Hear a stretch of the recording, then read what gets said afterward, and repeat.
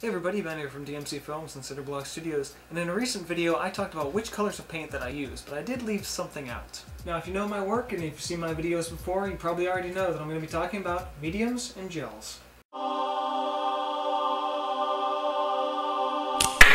Now much like my colors, my list of mediums is always kind of changing and evolving, and up to a couple of years ago I didn't even know these mediums existed. So starting out, a staple for most artists is going to be molding paste.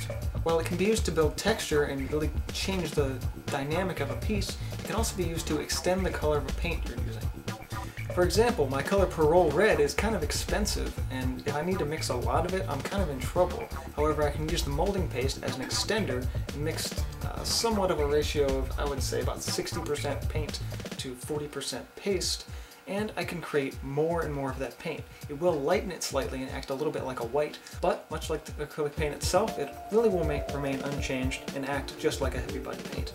Next up we have gloss gel. Now I've been using this for a long time, actually when I used this when I first started painting, but didn't really understand what it was. Gloss gel can be used to varnish a piece when you're finished with it, add gloss to the paint you're using, or create really intricate and useful glazing layers.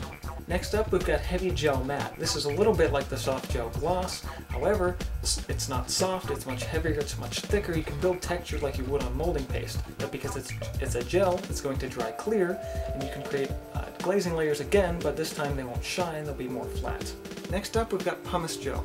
Now, I've really fallen in love with this stuff in the past few months, mainly because you can use it to create a surface for painting or drawing on just about anything. It can work in place of gesso, and it can also work in place of the paint. It creates all of these really cool textures, and I really like the way it looks. And finally, we have the most recent addition to my list of mediums and gels. This is light molding paste. Now, I have additional videos on the channel already talking about light molding paste and the way it kind of creates a gritty look while retaining a smooth consistency. It's kind of difficult to explain this medium, so be sure to check out my video on that.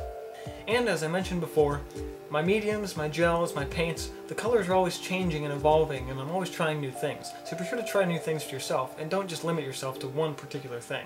And as always, be sure to subscribe to the channel for more art videos. This has Ben from DMC Films and Cinder Studios. See you guys next time.